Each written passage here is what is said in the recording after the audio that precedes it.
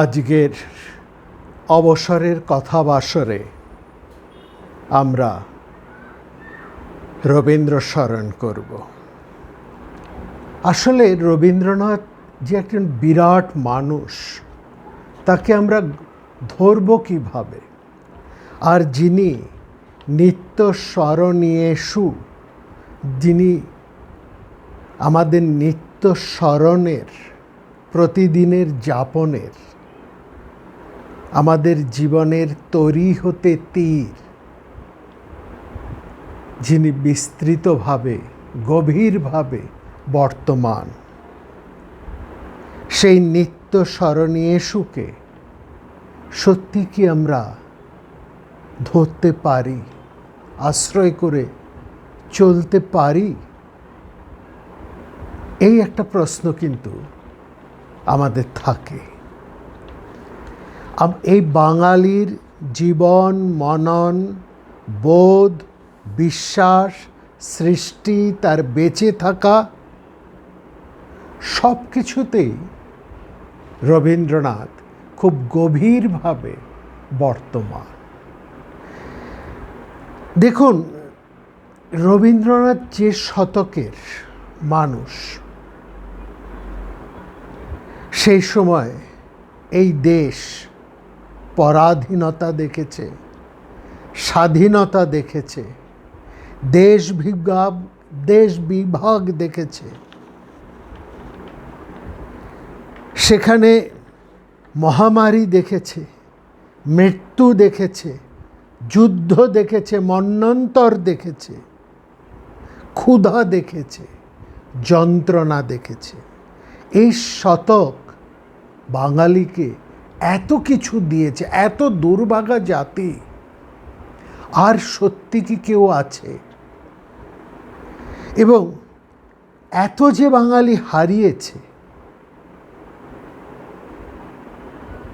তবু বাঙালি আজ যে টিকে আছে, আজও যে সে মেরুদণ্ড সোজা করে দাঁড়িয়ে কথা বলতে পারে, তার জীবন বোধ এখনো যে সম্পূর্ণ তলানিতে ঠেকে যায়নি, সমস্ত অবক্ষয়ের শেষ কিনারায় দাঁড়িয়েও সে আবার প্রবলভাবে যে ফিরে আসতে পারে, তার কারণ রবীন্দ্রনাথ। হ্যাঁ, এটা ঠিক। এটা আমি লক্ষ্য করি যে এখনকার এই যে যারা একেবারে নতুন, যারা নবীন, যারা যুবক, তারা রবীন্দ্রনাথকে কোন দৃষ্টিতে দেখে? খানিকটা কৌতুকের, খানিকটা কৌতূহলের। কিন্তু এই কৌতুক এবং কৌতূহলের মধ্যেও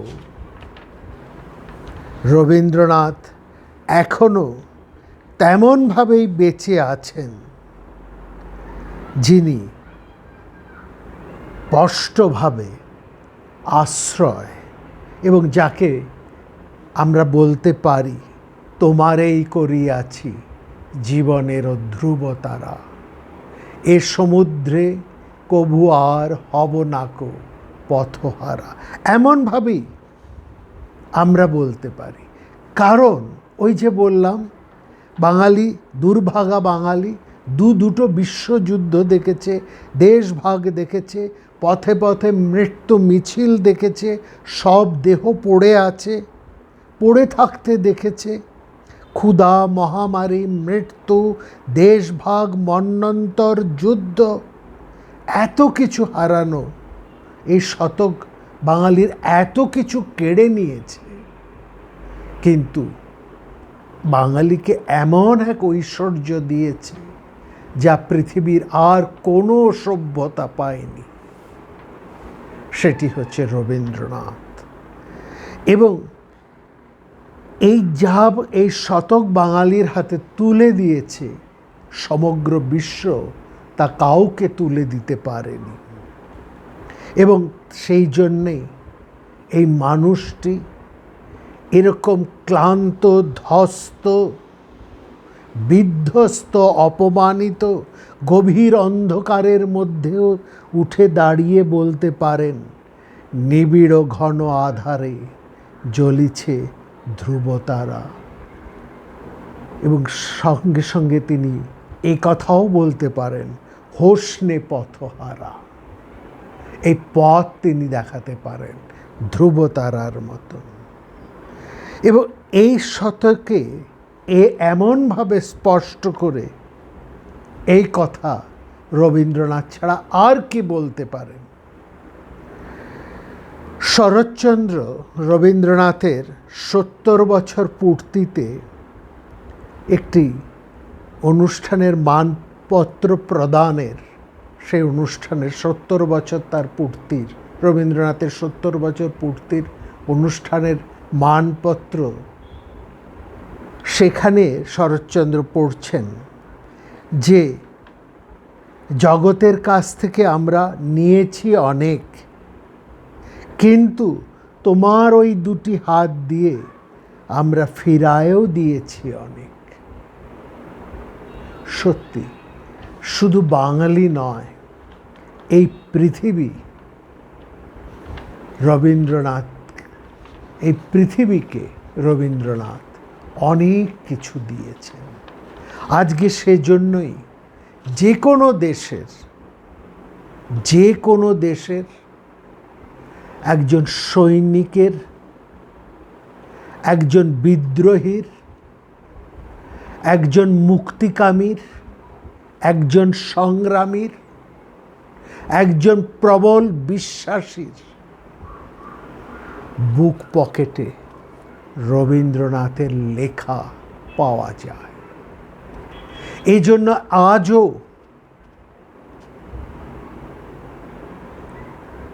পৃথিবীর যে কোনো প্রান্তের মানুষের বিশ্বাসে রবীন্দ্রনাথ বেঁচে থাকেন।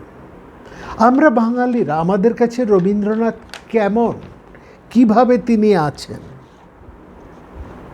আমরা রবীন্দ্রনাথকে নিয়ে যা বলি সবটাই তো তার সেই তদীয়ং বস্তু গোবিন্দ তুভ্যমেব সমর্পয়ত, তার জিনিস দিয়েই তার অর্চনা করি। তার কবিতায়, তার গানে, তার রচনায়, তার শিক্ষায়, তার দিগদর্শনে, তার যাপন ক্রিয়ায়, তার ভালোবাসায়, তার প্রেমে, তার গানে, তার সাহিত্যে, তার বোধে জারিত হয়ে তাই আমরা তাকে ফিরিয়ে দিই, তাই দিয়েই আমরা তাকে স্মরণ করি। আসলে রবীন্দ্রনাথ হচ্ছেন যেন ওই উপনিষদের ওই কথাটির মতন, গগনং গগনৌপমা সাগরং সাগরৌমপ। এই আকাশ, বিশাল আকাশ, তার তুলনা আরেকটি আকাশ, অর্থাৎ আরেকটি আকাশ দিয়েই এই নিখিল আকাশের তুলনা আমরা করতে পারি। এই মহাসমুদ্রের তুলনা আমরা করতে পারি আরেকটি মহাসমুদ্রকে দিয়ে। কিন্তু রবীন্দ্রনাথকে আমরা কি দিয়ে তুলনা করব? কিসের মধ্য দিয়ে আমরা তুলনা করব? কোনো কবি, যে পৃথিবীর কোনো কবিকে দিয়ে কি রবীন্দ্রনাথের তুলনা করা যায়? কারণ রবীন্দ্রনাথ তো কেবলমাত্র কবি নন। কোনো গল্পকার দিয়ে রবীন্দ্রনাথকে তুলনা করা যায়, কারণ রবীন্দ্রনাথ শুধুমাত্র গল্পকার নন। কোনো চিত্রকর, কোনো প্রবন্ধকার, কোনো শিক্ষাবিদ, কোনো নাট্যকার, কোনো ভাষাবিদ, কোনো সঙ্গীতাচার্য, কোনো সাহিত্যাচার্য, কাউর সঙ্গে কি রবীন্দ্রনাথকে তুলনা করা যায়? আসলে রবীন্দ্রনাথের সবটাই, কিংবা কোনো নোবেল প্রাইজ বিজেতা, কোনো নোবেল প্রাইজ প্রাপক কাউকে দিয়ে রবীন্দ্রনাথের তুলনা হয় কি? কোনো নোবেল প্রাইজ একজন যে কোনো নোবেল প্রাইজ কবির সাথে কি আমরা রবীন্দ্রনাথের তুলনা করতে পারি? কারণ রবীন্দ্রনাথের মধ্যে একাধারে এতগুলো বিশিষ্টতা বর্তমান। তিনি একাধারে গল্পকার, প্রবন্ধকার, সাহিত্য লেখক, গান, সঙ্গীত, নাট্য লেখক, চিন্তাবিদ, প্রাবন্ধিক। তিনি কি নন? তিনি রবীন্দ্রনাথ অর্থ একটা জীবন, রবীন্দ্রনাথ শব্দের অর্থ একটি জাতি, রবীন্দ্রনাথ শব্দের অর্থ একটি ভালোবাসা, রবীন্দ্রনাথ শব্দের অর্থ একটি বিশ্বাস, রবীন্দ্রনাথ শব্দের অর্থ বেঁচে থাকা, এবং রবীন্দ্রনাথ শব্দের অর্থ এই সূর্য, প্রাণ। এই সবটাই হচ্ছে রবীন্দ্রনাথ, এবং একটিও অতিশয় দোষে দুষ্ট নয়। এখনো একজন বাঙালি বিদেশে গিয়ে, সে বিদেশে যেতে পারে রবীন্দ্রনাথকে অবলম্বন করে, বিদেশে গিয়ে মাথা উঁচু করে সে দাঁড়িয়ে থাকতে পারে রবীন্দ্রনাথকে অবলম্বন করে, এবং রবীন্দ্রনাথকে অবলম্বন করেই সে তার আহার্য মহার্ঘ সব কিছু সে অর্জন করতে পারে। এবং সমগ্র পৃথিবী এখনো চুপ করে ওই রবীন্দ্রনাথের কথা যদি কেউ উচ্চারণ করে, তার কথা যদি বলে, তার গানের কথা, কবিতার কথা, তার সাহিত্যের কথা, তার প্রবন্ধের কথা, তার ছোট গল্পের কথা, তার শিল্পের কথা, তার শিক্ষা বিস্তারের কথা, তার পল্লী সমাজ, তার পল্লী ভাবনার কথা, তার সমবায় প্রথার কথা, তার ব্যাংকিং ব্যবস্থার কথা, এবং সর্বোপরি মানুষের প্রতি তার যে দায়বদ্ধতা তার কথা যদি কেউ বলেন, সমগ্র পৃথিবী আজও স্তব্ধ হয়ে শোনে। এমন এক মহামানব তিনি। সেখানে এই রবীন্দ্রনাথকে আমরা ধরতে চাইছি আমরা। কি আশ্চর্য, কি আমাদের স্পর্ধা, কি আমাদের বিরাট শক্তি, বা যা দিয়ে আমরা রবীন্দ্রনাথকে ধরতে চাই। তবু বাঙালি এই রবীন্দ্রনাথ, তার সাথে আমাদের কি সম্পর্ক? যদি বলি নিত্যদিনের সম্পর্ক, কোন সূত্রে, কিভাবে এই বিরাট মানুষকে সামান্য একজন বাঙালি, একজন অতি সাধারণ বাঙালি তাকে ধরতে পারে? তার সাথে রবীন্দ্রনাথের সম্পর্কটা কিসের? আর একটু এগিয়ে আমরা যদি এই বাঙালি কথাটাকে মুছে দিয়ে সেখানে যদি আমরা মানুষ কথাটি বসাই, এতটুকু ভুল হয় না, এতটুকু অতিশয়োক্তি দোষও হয় না, অতিশয় উক্তির দোষ সেখানে লাগে না। প্রত্যেক মানুষের সাথে রবীন্দ্রনাথের একটি সম্বন্ধ আছে। কি সেই সম্বন্ধ? উৎসর্গ কাব্য গ্রন্থের একটি কবিতা, সেখানে রবীন্দ্রনাথের লেখা। তিনি বলছেন, হায় গগন নহিলে তোমায় ধরিবে কেবা, ওগো তপন তোমার স্বপন দেখি যে করিতে পারিনি সেবা। রবীন্দ্রনাথ কি আমাদের কাছে ওই রকমই একটা সূর্যের মতন, যে অত বড় একটা আকাশ না হলে রবীন্দ্রনাথকে আমরা ধরতে পারবো না, বুঝতে পারবো না? তিনি আমাদের কাছে এতটাই দূর নক্ষত্রের মানুষ। সেখানে এই পরের কথাটি শুনুন।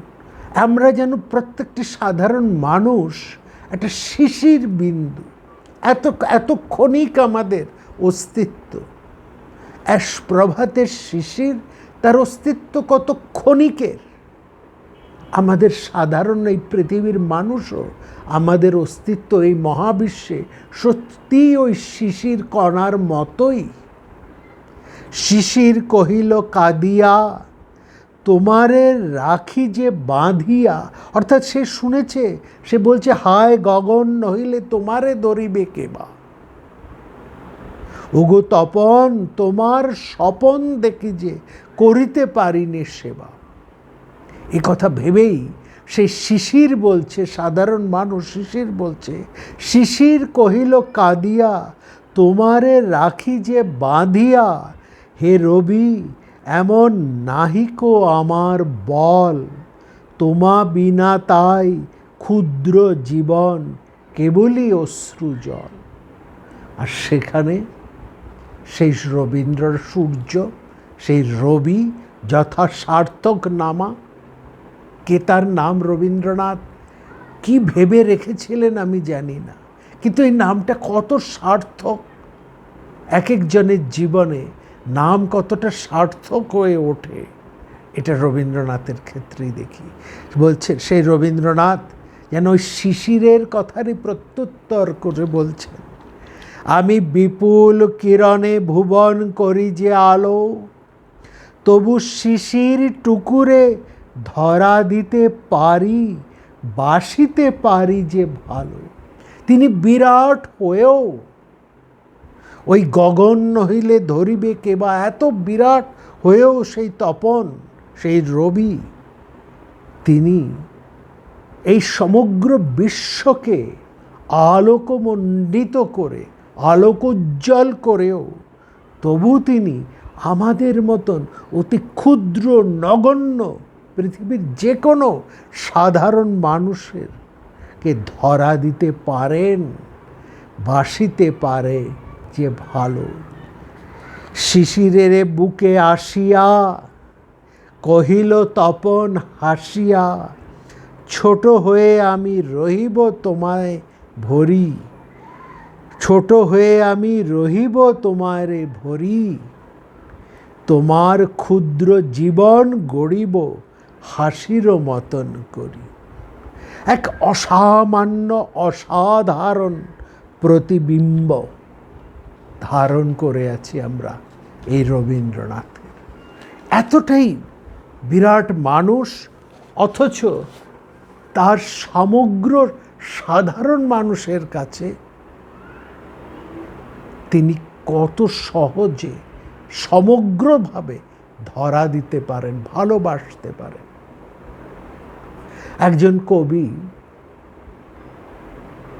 বলেছেন যে কোনো মানুষ যদি বিশ্ববরেণ্য হতে পারেন বা হয়ে ওঠেন, তার লক্ষণ যে তিনি সমগ্র সাধারণ মানুষের অন্তর জয় করেছেন, তবেই তিনি বরেণ্য হয়ে উঠেছেন।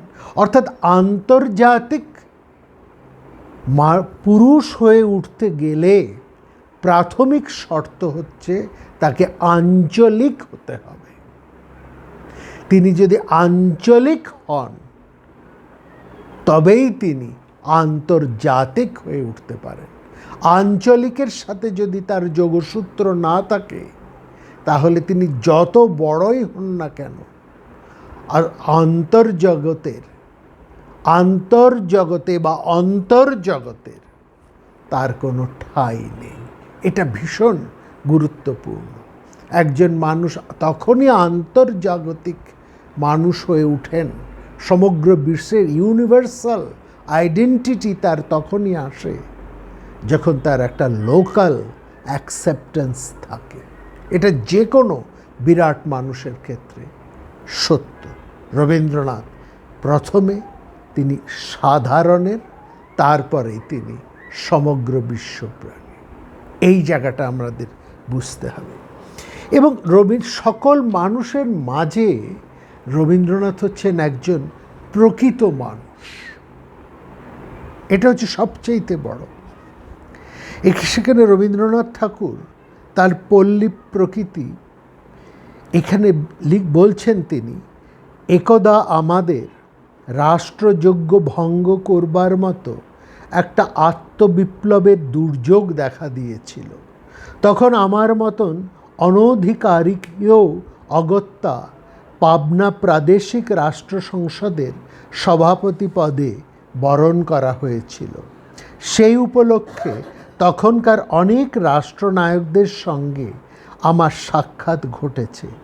তাদের মধ্যে কোনো প্রধানদের বলেছিলাম দেশের বিরাট জনসাধারণকে অন্ধকার নেপথ্যে রেখে রাষ্ট্র রঙ্গভূমিতে যথার্থ আত্মপ্রকাশ চলবে না।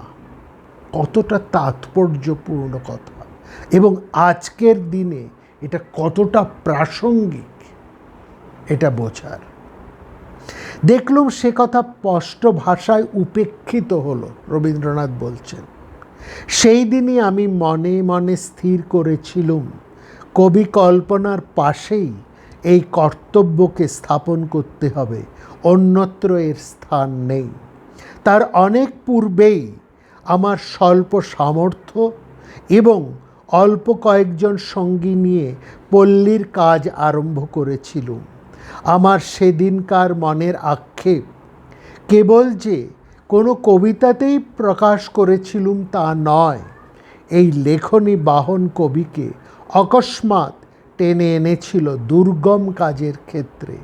দরিদ্রের একমাত্র শক্তি ছিল মনোরথ। রবীন্দ্রনাথ এই কথাটি লিখছেন তার পল্লী প্রকৃতির মধ্যে।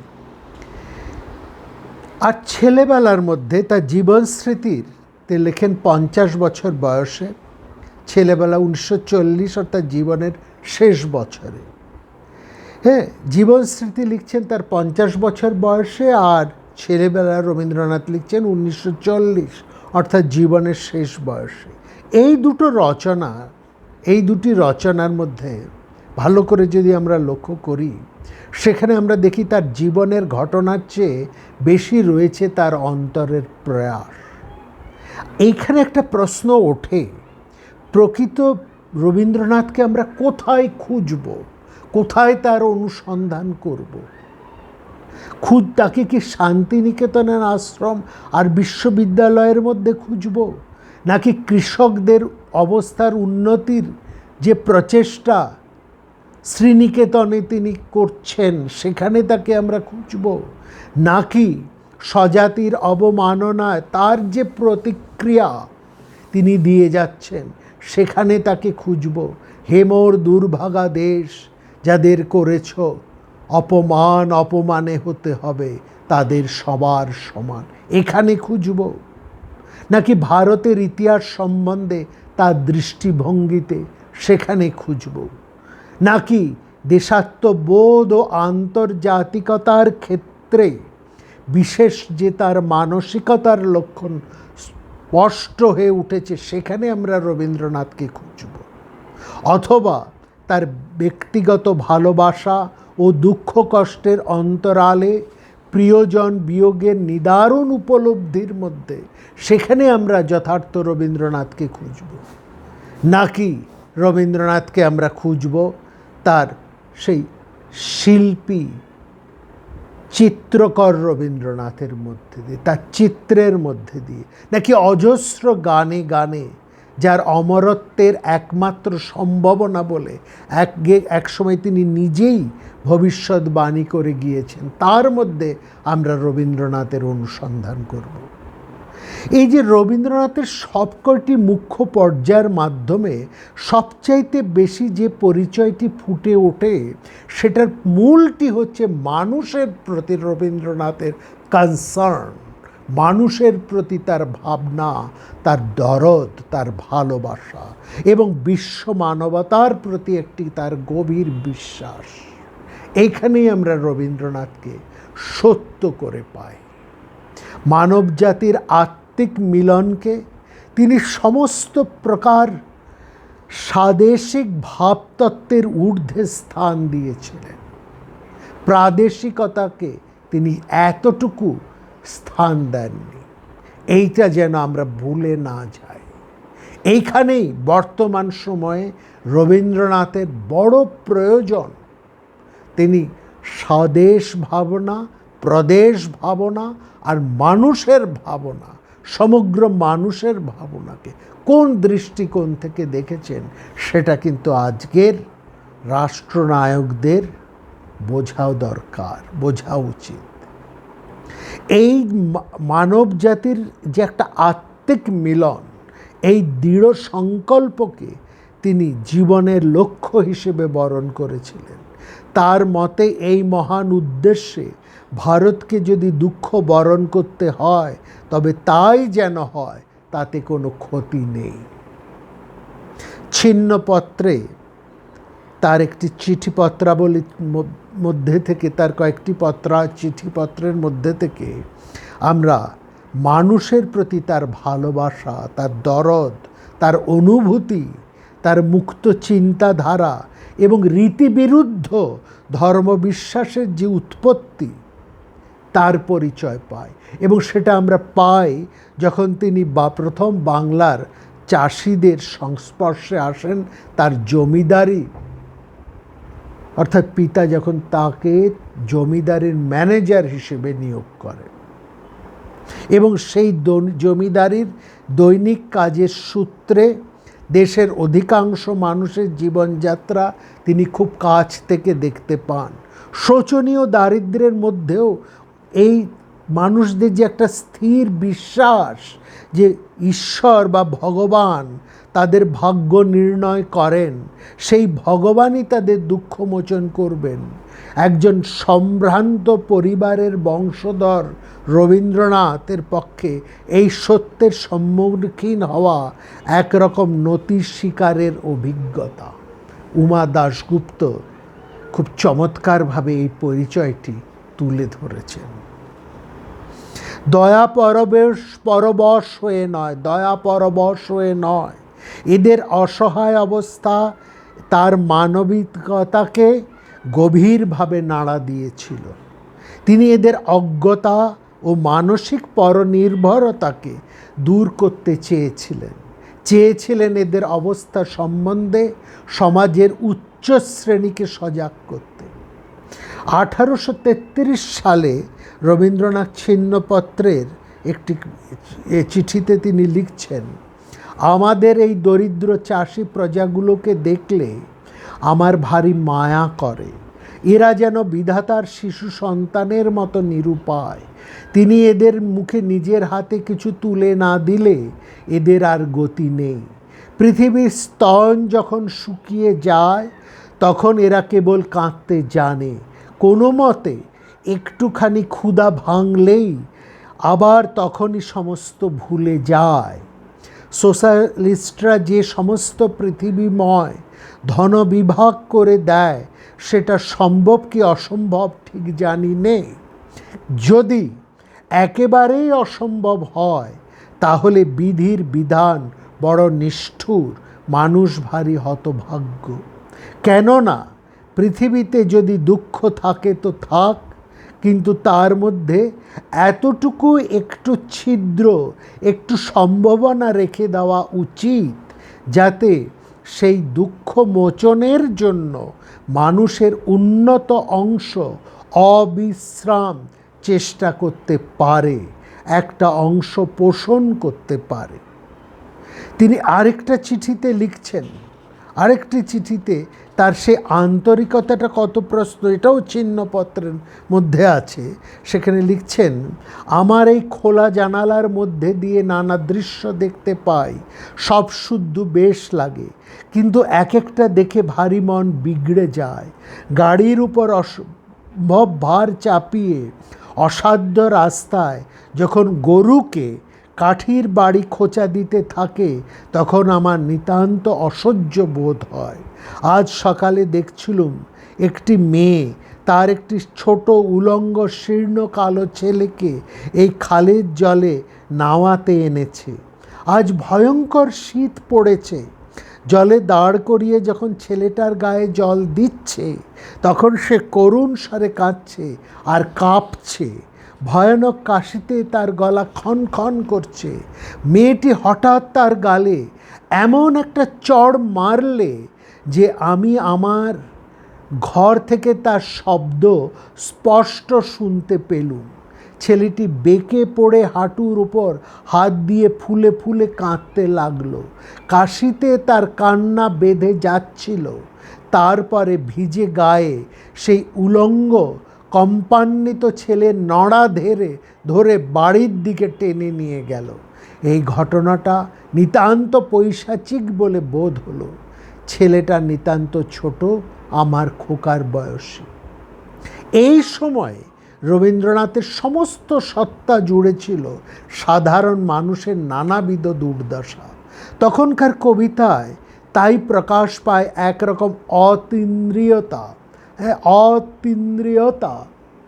যা পরে তার লেখার অপরিহার্য অঙ্গ হয়ে উঠল। সেটা কিন্তু তার কোনো বিশেষ মতবাদ বা দার্শনিক গোষ্ঠীর অংশ ছিল না, এ ছিল তার নিজস্ব এক প্রত্যক্ষ অনুভূতি। জানতেন কোনো না কোনোভাবে শৈশবকাল থেকে এই অনুভূতিটি রয়েছে। উনি 1894 থেকে 1900 সালের কবিতাগুলোর মধ্যে এই ভাব স্পষ্ট। রবীন্দ্রনাথের রহস্যবাদের বিশ্লেষণে জীবন দেবতা নামে কবিতাটিকেই মূল সূত্র বলে ধরা হয়েছে, কিন্তু কোনো সমালোচকই কবিতাটির উপলব্ধি ব্যাখ্যা করতে পারেননি। রবীন্দ্রনাথ নিজেও এই কবিতাটিকে এক বিভ্রান্তিকর রহস্য বলেছেন এবং মনের অবস্থা অনুযায়ী এক এক সময় এক এক রকম সংজ্ঞা দিয়েছেন। তার মনে হয়েছিল জীবন দেবতা বলতে যেন এক অদৃশ্য শক্তি অজানা উদ্দেশ্যের প্রতি চালিত করছে তাকে। এই বিষয়ে তিনি বলছেন যে ফুৎকার বাঁশির এক একটা ছিদ্রের মধ্যে দিয়া এক একটি সুর জাগাইয়া তুলিতেছে এবং নিজের কর্তৃত্ব উচ্চস্বরে প্রকাশ করিতেছে, কিন্তু সেই বিচ্ছিন্ন সুরগুলিকে রাগিণীতে বাঁধিয়া তুলিতেছে। ফু সুর জাগাইতেছে বটে, কিন্তু ফু তো বাঁশি বাজাইতেছে না। সেই বাঁশি যে বাজাইতেছে, সেই বাঁশি যে বাজাইতেছে, তাহার কাছে সমস্ত রাগ রাগিণী বর্তমান আছে, তাহার অগোচরে কিছু নাই। বলিতেছিলাম বসিয়া এক ধারে, আপনার কথা আপন জনারে, শুনাতেছিলাম ঘরের দুয়ারে ঘরের কাহিনী যত। তুমি সে ভাষারে দহিয়া অনলে, ডুবায়ে ভাষায় নয়নের জলে, নবীন প্রতিভা নবকৌশলে গড়িলে মনের মতো। শুধু কি কবিতা লেখার একজন কর্তা কবিকে অতিক্রম করে তার লেখনী চালনা করেছেন তা নয়, তার সঙ্গে এটাও আমরা লক্ষ্য করি তার জীবন যেটা গড়ে উঠছে, তার সমস্ত সুখ দুঃখ, তার সমস্ত যোগ বিয়োগের বিচ্ছিন্নতাকে কে একজন অখণ্ড তাৎপর্যের মধ্যে গেঁথে তুলেছেন। সবসময় তিনি তার আনুকূল্য পেয়েছেন কিনা এ কথা বলা যায় না, কিন্তু এটা আমরা দেখেছি রবীন্দ্রনাথ সব কিছুর মূলে মানুষের ওই বেদনাকে, দুঃখকে, কান্নাকে, তার হৃদয়ের ভালোবাসাকে, তার অনুভূতিকে বিরাট করে স্থান দিয়েছেন। এবং এখানেই তিনি এই মানুষের এই সব কিছুকেই লক্ষ্য করে তিনি এই সব কিছুকেই উল্লেখ করেছেন মানুষের ধর্ম, এই আখ্যা তিনি দিয়েছেন। এবং পল্লী জীবনের যথার্থ রূপ প্রকৃতির সাথে ঘনিষ্ঠ সংস্পর্শে তার যে লাভ হয় এবং তার জীবন এবং রচনার মধ্যে তার প্রভাব অসামান্য। এবং সারা জীবন নিজেকে রবীন্দ্রনাথ কবি হিসেবেই কিন্তু পরিচয় দিয়েছেন, তবে তিনি একথাও বলেছেন যে কবি ও শিল্পী উভয়ের কাজেই ধর্ম অন্তর্নিহিত থাকে। সুতরাং ধর্মের প্রাধান্য তিনি অবশ্যই স্বীকার করেছেন, তবে সেই ধর্ম কোনো প্রাতিষ্ঠানিক ধর্ম নয়। মানুষ এবং ভগবানের প্রতি বিশেষ দায়িত্ববোধেই রবীন্দ্রনাথের ধর্ম প্রতিষ্ঠিত হয় এবং সেই সঙ্গে ছিল প্রকৃতির মধ্যে ঈশ্বরের উপস্থিতি সম্বন্ধে তার সূক্ষ্ম অভিজ্ঞতা। সেই সম্পর্কে তিনি মানুষের ধর্ম এই মধ্যে তিনি বিশ্বভারতীর থেকে মানুষের ধর্ম এই রচনার মধ্যে তিনি বলেন, যিনি সর্বজগৎগত ভূমা, তাকে উপলব্ধি করবার সাধনায় এমন উপদেশ পাওয়া যায় যে লোকালয় ত্যাগ করো, গুহা গহ্বরে যাও, নিজের সত্তা সীমাকে বিলুপ্ত করে অসীমে অন্তর্হিত হও। এই সাধনা সম্বন্ধে কোনো কথা বলার অধিকার আমার নেই, রবীন্দ্রনাথ বলছেন অন্তত আমার মন যে সাধনাকে স্বীকার করে, তার কথাটা হচ্ছে এই যে আপনাকে ত্যাগ না করে আপনার মধ্যেই সেই মহান পুরুষকে উপলব্ধি করবার ক্ষেত্র আছে। তিনি নিখিল মানবের আত্মা। তাকে সম্পূর্ণ উত্তীর্ণ হয়ে কোনো অমানব বা অতিমানব সত্যে উপনীত হওয়ার কথা যদি কেউ বলেন, তবে সে কথা বুঝবার শক্তি আমার নেই। কেননা আমার বুদ্ধি মানব বুদ্ধি, আমার হৃদয় মানব হৃদয়, আমার কল্পনা মানব কল্পনা। তাকে যতই মার্জনা করি, শোধন করি, তা মানব চিত্ত কখনোই ছাড়াতে পারে না। আমরা যাকে বিজ্ঞান বলি, তা মানব বুদ্ধিতে প্রমাণিত বিজ্ঞান। আমরা যাকে ব্রহ্মানন্দ বলি, তাও মানবের চৈতন্যে প্রকাশিত আনন্দ। এই বুদ্ধিতে, এই আনন্দে যাকে উপলব্ধি করি, তিনি ভূমা, কিন্তু মানবিক ভূমা। তার বাইরে অন্য কিছু থাকা না থাকা মানুষের পক্ষে সমান। মানুষকে বিলুপ্ত করে যদি মানুষের মুক্তি, তবে মানুষ হলুম কেন? রবীন্দ্রনাথ এই কথা বলছেন। এবং সেখানে তিনি এক বাউলের সম্প্রদায়ের একটি গানকে তিনি প্রায় উল্লেখ করতেন। তার কথাগুলো হচ্ছে, মনের মানুষ মনের মাঝে কর অন্বেষণ, একবার দিব্যচক্ষু খুলে গেলে দেখতে পাবি সর্বঠাই। এইটি রবীন্দ্রনাথের যেন সেই মূল সুর। এই সুরটি বাউল রবীন্দ্রনাথ এর হৃদয়ের মধ্যে, তার সমস্ত অস্তিত্বের মধ্যে, রচনার মধ্যে, তার যাপনের মধ্যে, তার ভাবের মধ্যে পরিস্ফুট। এবং এই গানগুলির অর্থাৎ মনের মানুষ মনের মাঝে কর অন্বেষণ, হ্যাঁ, একবার দিব্যচক্ষু খুলে গেলে দেখতে পাবি সর্বঠাই, এর ব্যাখ্যা করে রবীন্দ্রনাথ লিখছেন, সেই মনের মানুষ সকল মনের মানুষ। আপন মনের মধ্যে তাকে দেখতে পেলে সকলের মধ্যে তাকে পাওয়া যায়।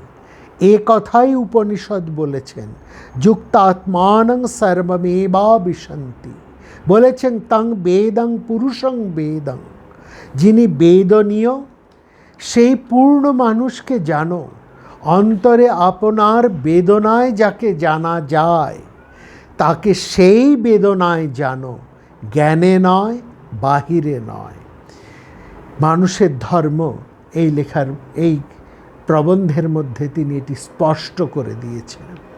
ঈশ্বরের মানবিকতা বা মানুষের দেবত্বই রবীন্দ্রনাথের ধার্মিক অভিজ্ঞতা ও কবিতার মূল সূত্র। রবীন্দ্রনাথের দৃঢ় বিশ্বাস এটাই যে মানুষের মধ্যেই সত্যের সন্ধান পাওয়া যাবে এবং আমাদের জ্ঞান ও অনুভূতি কখনোই মানুষ ও জীবনের অভিজ্ঞতাকে ছাড়িয়ে যেতে পারে না। শান্তিনিকেতন বিশ্ববিদ্যালয় বা শান্তিনিকেতন বিদ্যালয়ের পরিকল্পনা তিনি যখন করেছিলেন, সেখানে তিনি লিখেছেন, সেই শান্তিনিকেতন বিদ্যালয় প্রসঙ্গে একটি চিঠিপত্রে অজিত কুমার চক্রবর্তীর সেই ব্রহ্মবিদ্যালয়, তার মধ্যে আমরা এই চিঠির এই কথাগুলি পাই।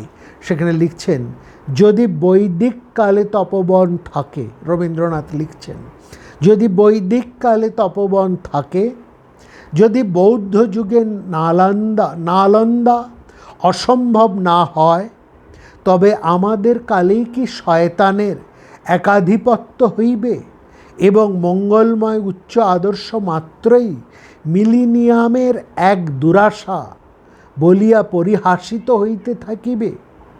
আমি আমার এই কল্পনাকে নিভৃতে পোষণ করিয়া প্রতিদিন সংকল্প আকারে পরিণত করিয়া তুলিতেছি। ইহাই আমাদের একমাত্র মুক্তি, আমাদের স্বাধীনতা। ইহাই আমাদের সর্বপ্রকার অবমাননা হইতে নিষ্কৃতির একমাত্র উপায়, নইলে আমরা আশ্রয় লইব কোথায়, আমরা বাঁচিব কি করিয়া। এইখানেই রবীন্দ্রনাথের মানব ধর্মের বিকাশ আমরা পরিপূর্ণভাবে লক্ষ্য করি। শান্তিনক 1901 এর নৈবেদ্যের যে কবিতাগুলো, তার এই সময়কার মনের অবস্থার পরিচয় আমরা পাই। কবিতাগুলো ভক্তিমূলক হলেও ঠিক প্রচলিত অর্থে ধর্মমূলক বা রিলিজিয়ান কাব্য নয় সেগুলো। এগুলো ঈশ্বরের প্রতি যেমন প্রার্থনা, সেই সঙ্গে সঙ্গে দেশবাসীর জন্যও প্রার্থনা। লেকচার্স, যার রিলিজিয়ান অব ম্যান এই শিরোনামে 1931 সালে প্রকাশিত হয়, যেটি রবীন্দ্রনাথ অক্সফোর্ড বিশ্ববিদ্যালয় যে হেওয়ার্ড লেকচার্স দিয়েছিলেন, সেখানে এই কথাগুলো আরও স্পষ্টভাবে প্রকাশিত হয়। এবং এই বক্তৃতামালার প্রতিপাদ্য বিষয় হচ্ছে কিভাবে প্রেম ও সহযোগিতার অন্বেষণে মানুষের জীবনে অসীম অনন্ত মূর্ত হয়ে ওঠে। বাস্তবের এই প্রত্যক্ষ ইন্দ্রিয় নির্ভর অভিজ্ঞতার মধ্যেই রবীন্দ্রনাথ তার নিজের জীবনের ধর্ম, অর্থাৎ তার স্বধর্মকে তিনি খুঁজে পেয়েছিলেন। একেই তিনি রিলিজিয়ান অব ম্যান বা মানব ধর্ম বলেছেন।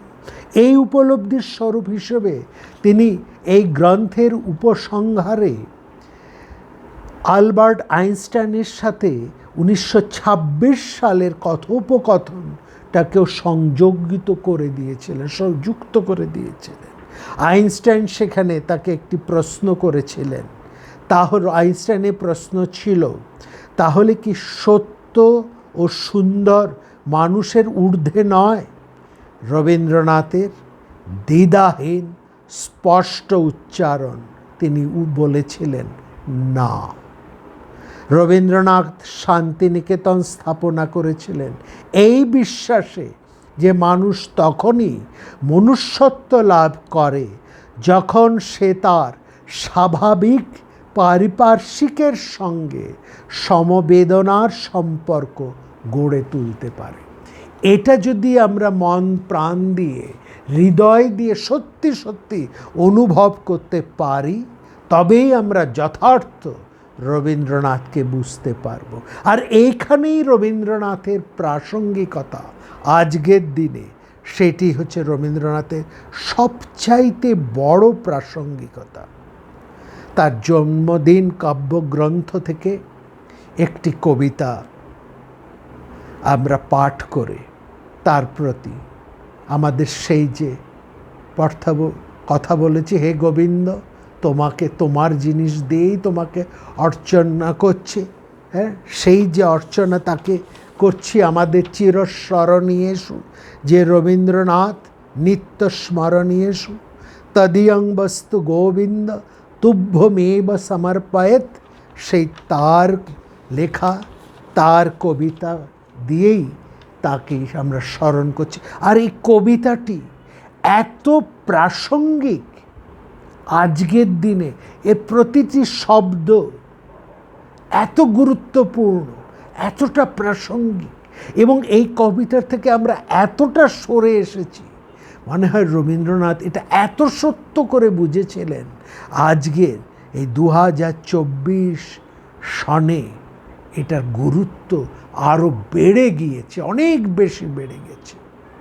লিখেছেন রবীন্দ্রনাথ সেই জন্মদিনের কবিতাটির মধ্যে, বলছেন সেই 10 নম্বর কবিতাটি, বিপুলায় পৃথিবীর কতটুকু জানি, দেশে দেশে কত না নগর রাজধানী, মানুষের কত কীর্তি, কত নদী গিরি সিন্ধু মরু, কত না অজানা জীব, কত না অপরিচিত আয়োজন, মন মোর জুড়ে থাকে অতি ক্ষুদ্র তারই এক কোণ, সেই ক্ষোভে পড়ি গ্রন্থ ভ্রমণ বৃত্তান্ত আছে যাহে, অক্ষয় উৎসাহে যেথা পাই চিত্রময়ী বর্ণনার বাণী কুড়াইয়া আনি, জ্ঞানের দীনতা এই আপনার মনে, পূরণ করিয়া লই যত পারি ভিক্ষা লব্ধ ধনে। আমি পৃথিবীর কবি, যেথা তার যত উঠে ধ্বনি, আমার বাঁশির সুরে সাড়া তার জাগিবে তখনই। এই স্বরসাধনায় পৌঁছিল না বহুতর ডাক, রয়ে গেছে ফাঁক।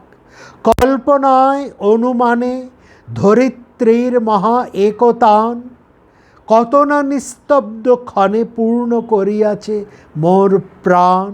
দুর্গম তুষারগিরি অসীম নিঃশব্দ নীলিমায়, অশ্রুত যে গান গায় আমার অন্তরে বার বার, পাঠায়েছে নিমন্ত্রণ তার। দক্ষিণ মেরুর ঊর্ধ্বে যে অজ্ঞাত তারা, মহাজন শূন্যতায় রাত্রি তার করিতেছে সারা। সে আমার অর্ধরাত্রে অনিমেষ চোখে অনিদ্রা করেছে স্পর্শ অপূর্ব আলোকে।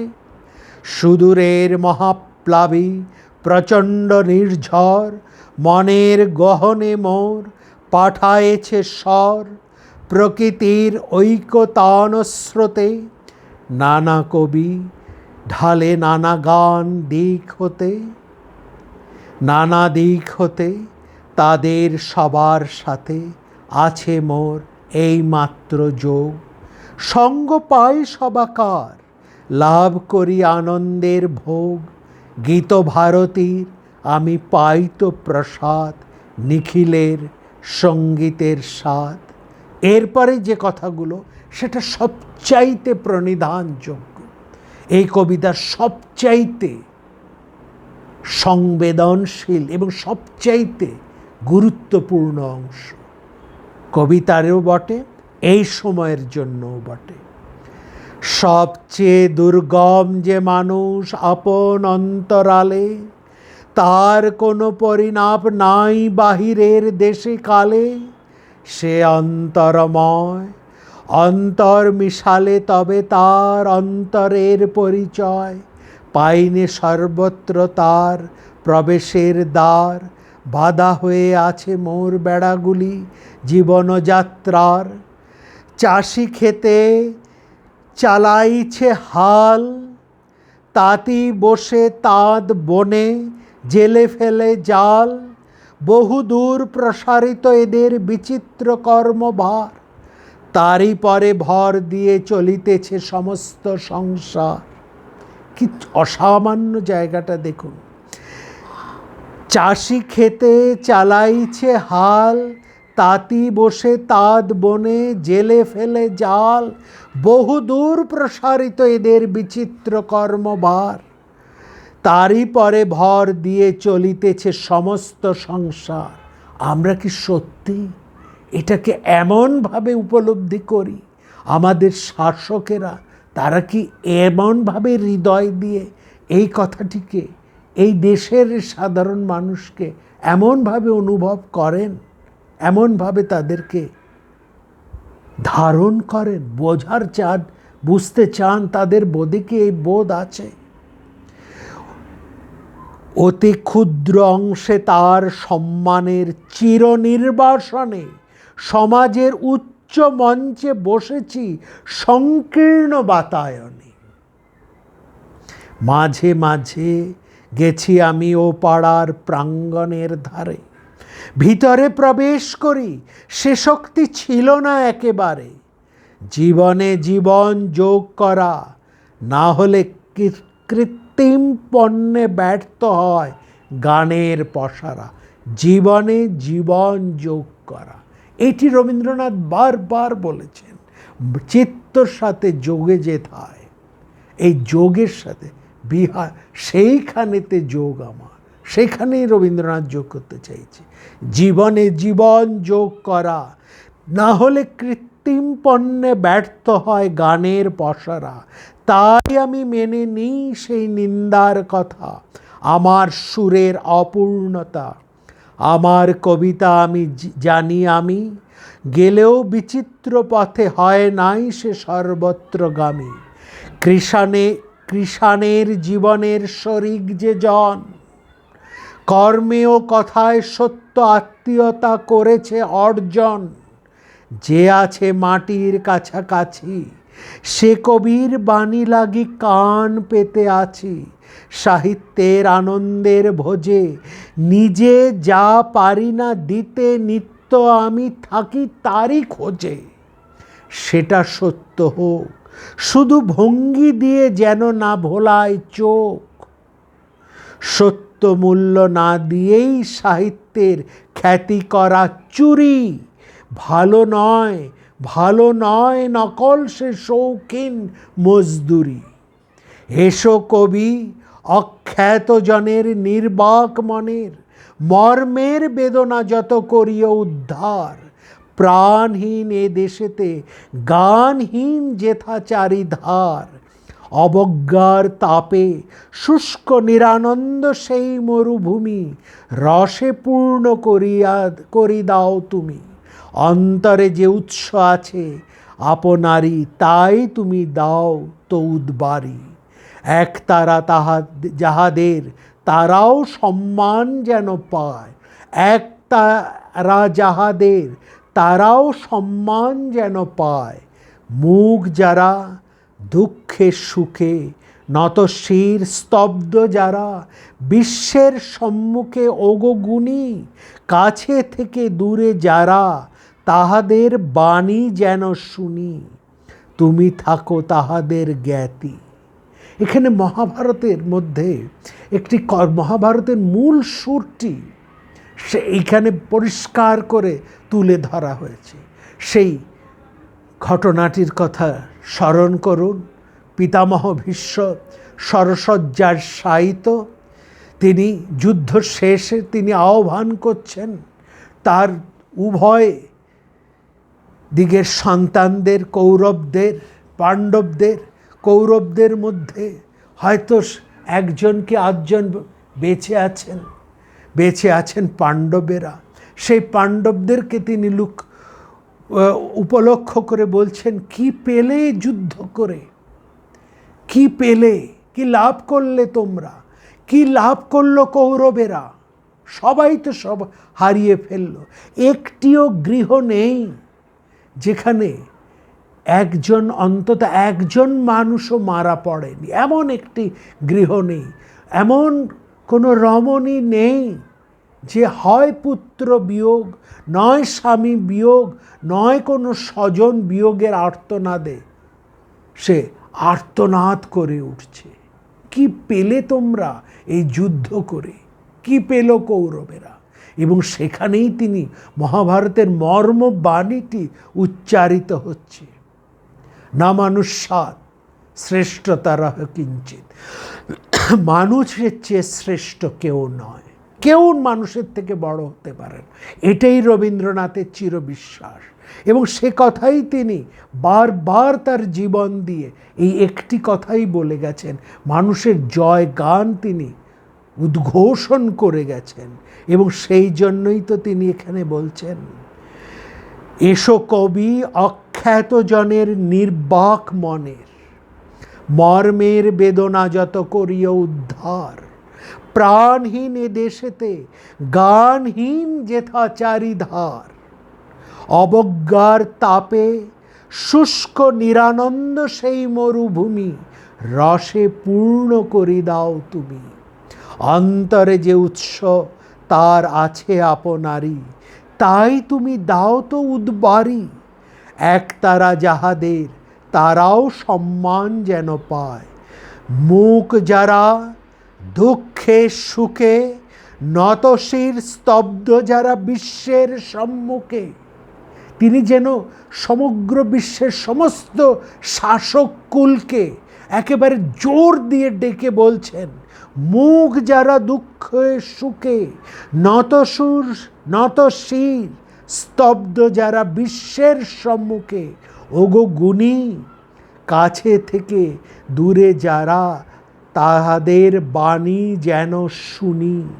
তুমি থাকো তাহাদের জ্ঞাতি, তোমার খ্যাতিতে তারা পায় যেন আপনারই খ্যাতি, আমি বারংবার তোমারে করিব নমস্কার। এই প্রণাম, এই মানবাত্মার পায়ে রবীন্দ্রনাথ তার প্রণামটি লিখে রেখে গেছেন। সেই রবীন্দ্রনাথকে যদি আমরা স্মরণ করি, তিনি আমাদের পরম আশ্রয় বলে, পরম প্রিয় বলে তাকে যদি আমরা গ্রহণ করি, একদিনের নয়, একটি বেলার নয়, একটি সন্ধ্যার নয়, তাকে যদি আমাদের চিরদিনের করে নিতে চাই এবং যথার্থ যদি রবীন্দ্রনাথের উত্তরসূরি হয়ে আমরা নিজেদের পরিচয় দিতে চাই, তাহলে আমাদের সেই মানুষের কাছেই দাঁড়াতে হবে, সেই মানুষের কথাই বলতে হবে, সেই মানুষকেই ভালোবাসতে হবে। কারণ মহাভারত কেবল একটি ভারবস্তু গ্রন্থ নয়, সেটিও মানবেরই ইতিহাস, মানুষেরই ইতিহাস। সেই ইতিহাসে রবীন্দ্রনাথ বলে গেছেন, না মানুষ্যাৎ শ্রেষ্ঠতরঃ কিঞ্চিৎ, মানুষের চেয়ে শ্রেষ্ঠতর আর কিছু হতে পারে না। রবীন্দ্রনাথ সেই জন্যেই তার সমস্ত ক্ষুব্ধতা, দুঃখ, মানবাত্মার এত অসম্মান, এত নিরন্ন দুঃখ, বেদনা, ক্ষোভ, তার ক্লিষ্টতা, তার যন্ত্রণা, তার ক্ষুধা, সব কিছুর মধ্যে সব কিছুকে রবীন্দ্রনাথ স্বীকার করেও তিনি বলেছেন, মানুষের প্রতি বিশ্বাস হারানো পাপ। এই রবীন্দ্রনাথকেই আমরা পাই। এই রবীন্দ্রনাথেরই উত্তরসূরি হয়ে যেন আমরা উঠতে পারি, তবেই আমরা সত্যিই আমাদের নিজেদেরকে মানুষ বলে পরিচয় দিতে পারব। তবে সত্যি আমরা রবীন্দ্রনাথকে যথার্থভাবে নিজেদের বলে দাবি করতে পারব এবং তবেই আমরা সর্বার্থেই এই পৃথিবীর অধিবাসী বলে মনে করতে পারব। এটি হচ্ছে রবীন্দ্র স্মরণের মূল কথা, মর্ম কথা।